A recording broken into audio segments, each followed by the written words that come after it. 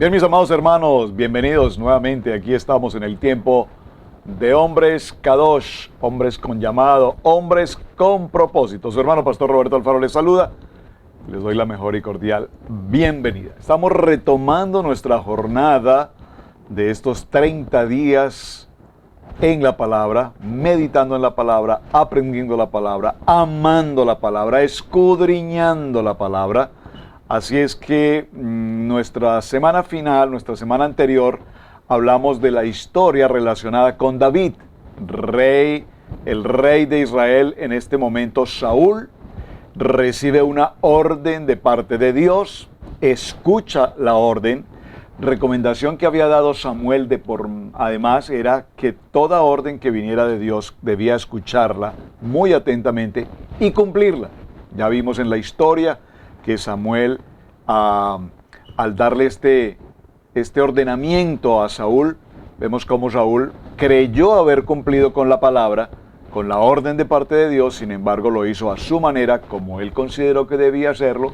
Finalmente buscó excusas, se justificó como que todo lo que había sucedido era únicamente para adorar a Dios, etcétera, etcétera. Ya usted conoce la historia, fue lo que avanzamos la semana anterior, y entramos obviamente al capítulo en el que aparece David, un joven que lo que tiene como tarea es cuidar las ovejas, permanece en las montañas, pero que en las montañas, aparte de ser un fiel cuidador de las ovejas y enfrentarse a todo tipo de enemigos, a todo tipo de dificultades y de peligros, también tenía el tiempo con su arpa para dedicarse a adorar y estar, puedo decirlo en esta palabra, como en hipodedut, una palabra que hemos usado con mucha frecuencia, hablar con Dios, tener tiempo a solas con Dios.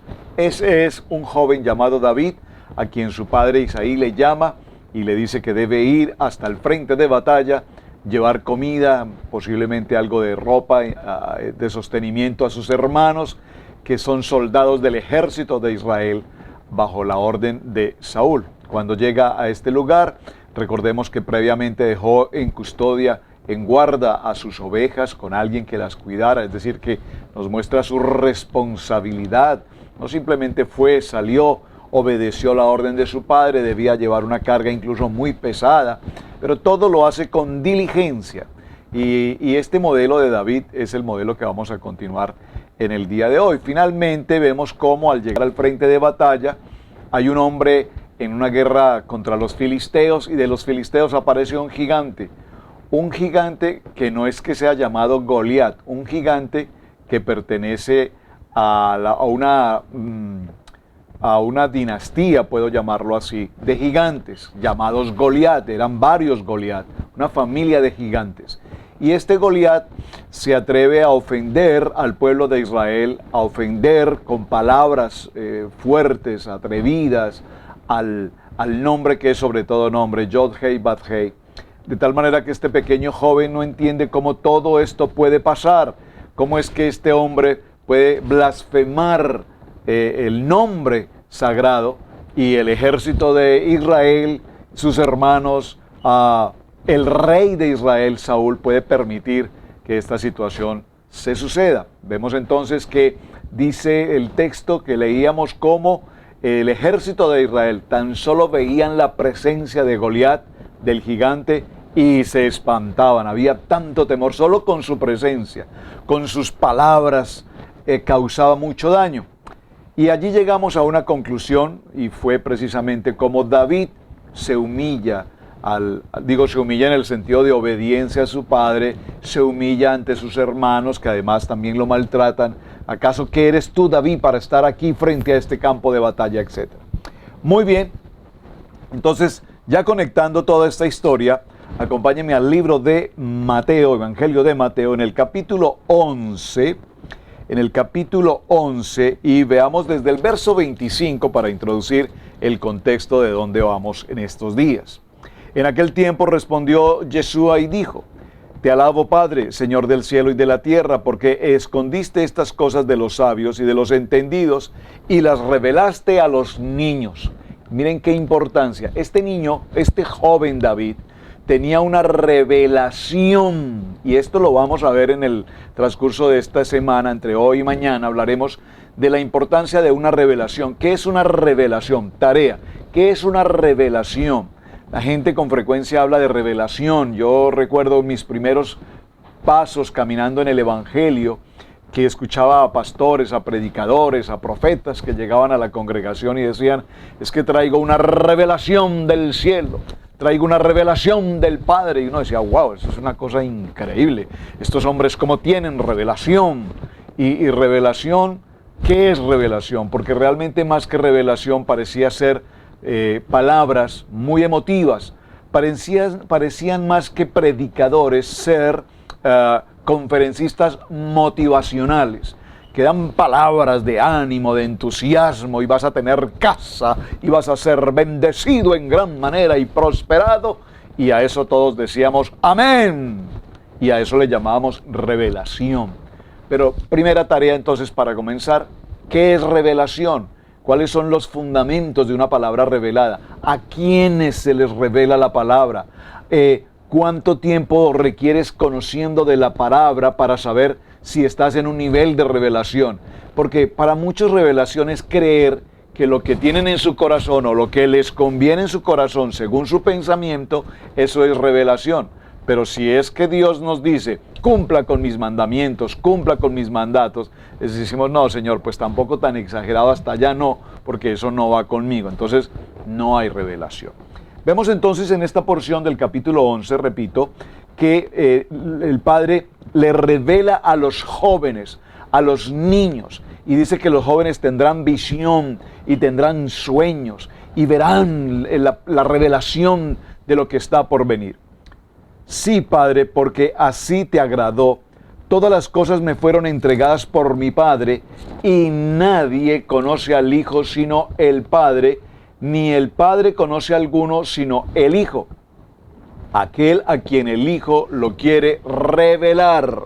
Observen, la revelación no es para todo el mundo. Muy claramente este texto nos dice que la revelación es para aquel a quien el Padre quiere que tenga esa revelación. Pero por supuesto no es porque sea cara bonita o vaya al gym todos los días o tenga un gran título, un posgrado, un magíster o sea una persona acaudalada. No, más bien casi que podríamos decir todo lo contrario, porque los hombres que vamos a mencionar en los subsiguientes días nos daremos cuenta que más que adinerados, con títulos, posiciones y todo lo demás, eran gente muy humilde como lo era precisamente David, un pastor de ovejas del que tal vez la gente, aún ni sus propios hermanos ni su padre, se acordaban. ¿Tienes algún otro hijo?, preguntó Samuel. Sí, realmente hay uno más, pero es el que está por allá en las montañas cuidando las ovejas. Bueno, pues hay que traerlo porque la misión que Dios me dio para ungir al rey, al futuro rey de Israel, debe ser mirar todos tus hijos. Y Dios me ha dicho que debes traer absolutamente a todos, incluyendo el que está al menospreciado, el que está por allá en las montañas. Entonces, en este proceso, dice la palabra en el verso 28, venid a mí todos los que estáis trabajados y cargados, y yo os haré descansar. ¿Cuántos de nosotros tenemos tantos años en la palabra y nunca hemos pasado por el tiempo del reposo? O sea, no me estoy refiriendo a un tiempo de vacaciones, a un crucero, no me estoy refiriendo a un tiempo de fines de semana en la montaña, en el jacuzzi, no. El reposo. Me estoy refiriendo al Shabbat, al tiempo de reposo, como dice el mandamiento 4. Recuerda cumplir con este mandato, el Shabbat. Vengan a mí todos los que estéis cansados y cargados, todos los que se sientan ofendidos, humillados, lastimados, decepcionados, oprimidos, con angustias, con temores, con mentalidad de esclavo, de ladrillero, de Egipto, de persecución, todo lo que hemos anunciado anteriormente hasta nuestros días, todos los que están cansados y temerosos y tal vez que han pasado los años y no saben por dónde continuar, vengan a mí. Y yo los traeré a mi día de Shabbat, a mi día de reposo. Llevad mi yugo sobre vosotros y aprended de mí, que soy manso y humilde. Aprendan de mí, Por favor, subraya el verso 29.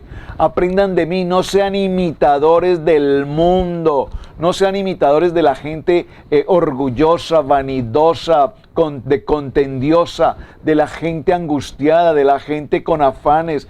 No se dejen contaminar por lo que el mundo les ofrece, el engaño, la mentira, la hipocresía, la apariencia. Vengan a mí, a mi reposo, a mi Shabbat, y sean imitadores de mí. Aprendan de mí. ¿Qué deben aprender de mí? Mansedumbre.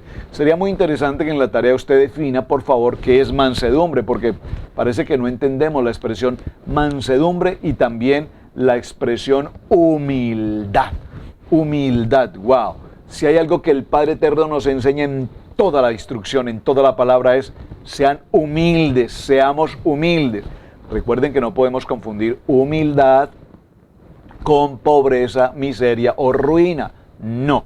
Una persona puede tener mucho dinero, ser muy adinerada, pero ser una persona muy humilde, porque la humildad es un contexto totalmente diferente a lo que comúnmente hemos entendido como humildad. Entonces, en la tarea, por favor, incluya la definición de la palabra humildad y la definición de la palabra mansedumbre. Sean mansos. Y mansos, como decía por allí alguien, nada tiene que ver con menso. Es otra historia. Manso. ¿Qué es ser manso? Viene de la palabra mansedumbre. Porque mi yugo es fácil y ligera es mi carga. Muy bien. Entonces, lo primero que nos estamos dando cuenta en todo este proceso es que necesitamos destruir ¿a quién? Al gigante. ¿Cuál gigante? Ese gigante que mora en mí. Ahora, tú tienes que saber cuál es tu Goliat, tu ego, tu vanidad, tu mentira, tu engaño, tu hipocresía, tu murmuración, tu calumnia, tu crítica. ¿Qué es lo que hay en ti que te produce ese gigante que no te deja avanzar? Todos, sin excepción, tenemos algún gigante que no nos permite dar pasos de emuná, que no nos permite caminar en dirección al propósito, que nos bloquean, que nos frenan. Y es interesante, hay muchas fobias que hacen que la persona no avance. Claustrofobia, el temor a estar encerrado, el temor a las alturas, hay tantos temores, incluso hay gente que tiene el temor a hablar en público, el temor a que alguien le vea, el temor a expresar, es más, hasta al temor hasta de sonreír, de expresar. Todos estos temores hacen que nos encontremos cansados, fatigados, oprimidos, encerrados. Por lo tanto, necesitamos trazar una ruta. Por favor, dígalo conmigo. La semana pasada utilicé una expresión, una línea de mando. Necesitamos trazar una ruta. Y escúchame, hermano, normalmente la ruta empieza abajo. Hay gentes que quieren empezar muy alto y terminan mal. Hay que empezar abajo. Mucha gente, podemos escuchar testimonios de cientos de miles de personas que empezaron en condiciones sin dinero, en condiciones extremadamente fuertes, caminaron en muchas dificultades, en muchas adversidades, tocaron no una, dos ni tres, miles de veces puertas que se cerraban y se cerraban, pero finalmente un día en el tiempo de Dios se abrió una puerta perfecta, ancha, y esa puerta ancha lo llevó a un camino de total bendición como tal vez nunca jamás había imaginado. Logró superar sus temores, logró superar sus gigantes, y cuando esa puerta se abre es cuando entramos a un nivel de humillación. Por favor, dígalo conmigo, humíllate. Me debo humillar. La gente entiende la palabra humillación como una ofensa. Como que una ofensa. Yo no voy a saludar a esa persona porque esa persona es la que tiene que saludarme a mí. Yo finalmente no le he hecho nada, pues que me salude. Yo no me voy a humillar, yo no voy a humillar delante de esa persona porque tengo que humillarme. ¡Wow! ¿De qué estás hecho? ¿Cuál es tu construcción? ¿Cuál es tu orgullo? ¿Cuál es tu vanidad? Por favor, estoy dando simplemente un ejemplo, pero es que yo no me humillo delante de nadie. Yo no tengo por qué humillarme al decir esto. Por favor, ¿qué dice la palabra? Vamos a la palabra para entender por qué hablo de la humillación. Primer libro de Pedro. Acompáñeme, por favor, y de paso repasamos un poquito esta historia. En el primer libro de Pedro, en el capítulo 5, primer libro de Pedro, en el capítulo 5, a ver, me ubico, 5, en el verso 6 puntualmente, aquí está, dice la palabra. Voy a leerlo desde el verso 5 para el contexto. Igualmente, jóvenes, estad sujetos a los ancianos y todos sumisos unos a otros. Sumisos, la palabra sumiso. ¿Qué indica la palabra sumiso? Si no entiendes el significado de la palabra sumiso, por favor, ve al diccionario y busca la palabra sumiso, porque leemos sin entender. Tenemos que ser sumisos, obedientes, respetuosos, definidos, entregados unos a otros. Y todos sumisos unos a otros, revestidos de humildad. Aquí no dice revístanse, llénense de títulos, de orgullo, de petulancia, de vanidad. Dice revestidos de sencillez, de humildad, de trato amable, de ser gente cordial. De pronto puedo resumirlo en esa misma expresión, de ser gente. Porque es que hay gente que le cuesta mucho ser gente. Y ser gente es tratar al hermano con respeto, con honra, con dignidad. Aprender a respetar su opinión, aprender a escuchar su opinión, aprender a valorar lo que la otra persona hace. Así tú lo puedas hacer mejor. Aprende a valorar lo que otra persona hace. Aprende a valorar lo que otra persona tiene. Porque nosotros valoramos lo que tenemos y menospreciamos lo de los demás. Lo mío vale, lo suyo no vale nada. Por favor, sé sumiso, dice esta expresión, jóvenes, ancianos, sumisos a los ancianos, sumisos en respeto, en obediencia, en honra. Dios resiste a los soberbios, Dios resiste, aquí la palabra resiste nos está diciendo, Dios no quiere tener comunión, ni diálogo, ni referencia con aquellos vanidosos, con aquellos agresivos, con aquellos charlatanes, con aquellos egoístas, pleiteros. No, Dios no, con soberbios no tengo nada que ver, pero da gracia ¿a quiénes? Da gracia a los humildes. Da gracia a los humildes, porque estamos hablando todo esto por un modelo llamado David, un joven, apenas un joven, este niño con un corazón humilde, un hombre que tenía a su vez sumisión, sujeción, respeto, honra a su padre, a sus hermanos. Aquí estamos viendo el modelo. Y dice pues el verso 6, humillaos pues, bajo la poderosa mano de Yahweh, para que Él os exalte cuando fuere el tiempo.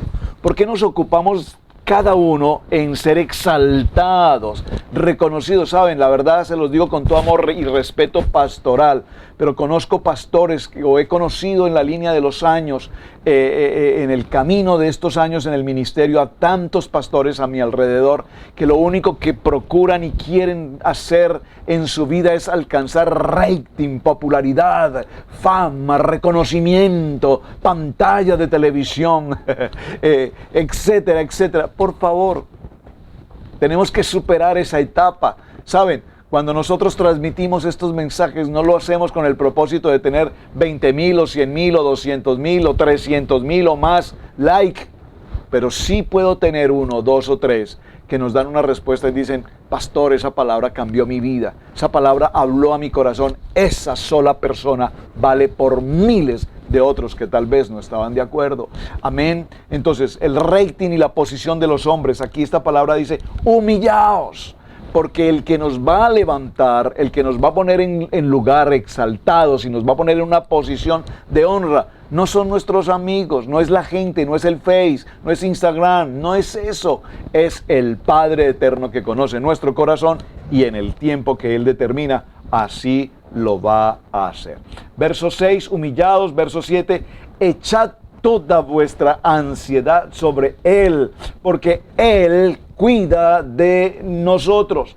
Sed sobrios y velad, porque vuestro adversario el diablo, como león rugiente, anda alrededor buscando a quien devorar. Recuerde, mi amado varón Kadosh, que tu cabeza tiene un precio. Tu cabeza ha sido puesta allá en lo profundo de las tinieblas y nuestro enemigo ha dicho, a este hombre Kadosh, a este hombre que sirve, por este hombre se pagará una recompensa y buscará las 1001 maneras de retirarte del propósito, de apartarte de tu santidad, de apartarte de tu sacerdocio como varón de familia, entre otras cosas. Por lo cuanto dice el verso 9, al cual resistid al enemigo, firmes en la fe, que los mismos padecimientos se van cumpliendo en vuestros hermanos en todo el mundo. Todos tenemos la misma situación.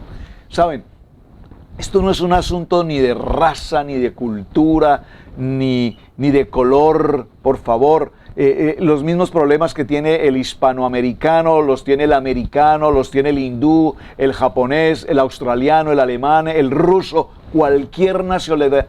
Todos tenemos exactamente la misma creación, formación, por lo tanto, las necesidades, las debilidades, las maneras de pensar, no son ni siquiera desde el punto de vista cultural, desde el punto de vista cultural, todos somos idénticos, somos seres humanos.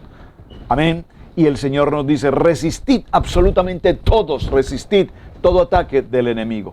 Entonces, en ese proceso que vamos desarrollando nos damos cuenta que para resistir a todo tipo de gigante que podamos tener en nuestro alrededor, necesitamos, número 1, humillarnos. Número 2, postrarnos en adoración, entrar en un tiempo de teshuvá, de arrepentimiento, que nuestro corazón esté verdaderamente contrito y humillado. Por favor, escríbalo, contrito y humillado. Como dice la porción del libro de los Salmos, permítame, llego al libro de Salmos, en el capítulo 51, aquí en el verso 17, dice, los sacrificios de Dios son el espíritu quebrantado, el corazón contrito y humillado, no desprecia a Dios.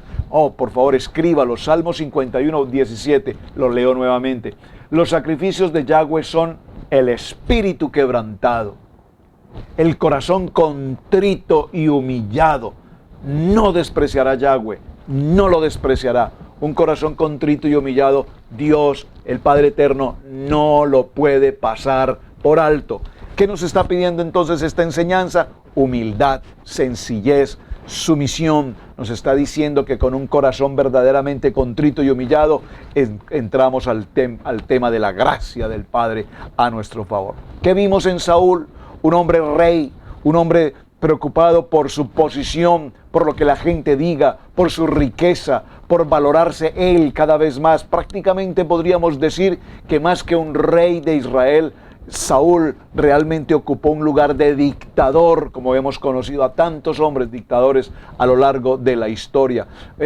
Ordenó matar a gente que simplemente porque no les caía bien, o simplemente porque no hacían justamente lo que a él le parecía que debían hacer, o simplemente porque al preguntar algo contestaban algo que no era, o simplemente sí. Recuerden la escena cuando David viene a los sacerdotes y ellos lo protegen de Saúl, y cuando Saúl viene hacia este lugar y encuentra que estos sacerdotes protegieron a Saúl, inmediatamente ¿cuál fue la orden de este rey de Israel?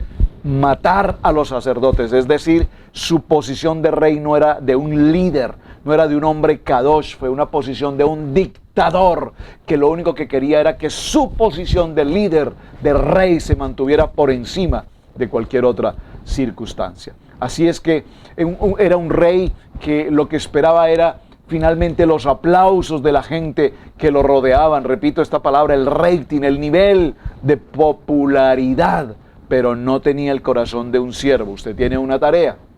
Ayer no pudimos grabar el programa, pero quedó una tarea que solicité. Envíenme la tarea. Definición de siervo. ¿Quién es un siervo? ¿Cuándo es un siervo? ¿Qué labor cumple un siervo? ¿En qué momento el siervo trabaja, actúa? ¿En qué momento? Todo lo que tenga que ver con un siervo es la tarea que usted, por favor, me debe enviar. Es importante entonces que recordemos, mis amados hermanos, que parte del trabajo de ser humildes, de ser de corazón contrito y humillado, lo encontramos cuando nosotros mismos nos humillamos delante del Padre, reconociendo que sin Él nada puedo ser, nada puedo hacer si no es por la bendición del Padre. Número 1, y es importante que recordemos que por encima de nuestras capacidades, de nuestros talentos, de nuestras virtudes que el mismo Padre nos ha entregado, no podemos mirar a otra persona, como dirían en mi país, por encima del hombro, que nos creemos como que de mejor familia, porque ¿qué nos dice la palabra? Que miremos al otro como el valor más alto y superior que yo mismo. La otra persona puede ser una persona tan sencilla, a lo mejor sin ningún tipo de educación, a lo mejor sin ningún tipo de escuela, de academia, de títulos profesionales, universitarios, pero no tienes por qué tú humillarlo porque tienes una preparación. Gloria al Padre que te permitió educarte, pero educarse no significa arrogancia, educarse no significa superioridad, educarse, todo lo contrario, significa humildad. Y ver a las demás personas como un valor, como lo que es un hijo del Dios Altísimo. Por lo tanto, ese hijo del Padre Eterno merece honra, respeto y por supuesto reconocimiento. Si es que no esperes que te alaben, no esperen que te vean como de mejor familia.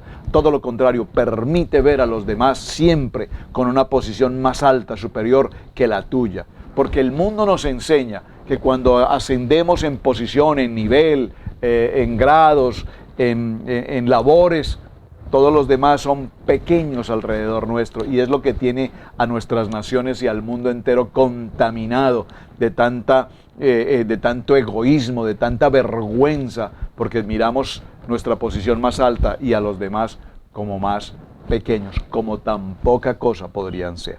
Ahora, es importante, mis amados hermanos, que aprendamos a despojarnos de todo aquello que nos aparta de esa humildad. Examínate por un momento, por favor, y considera, ¿qué piensa la gente a tu alrededor de ti?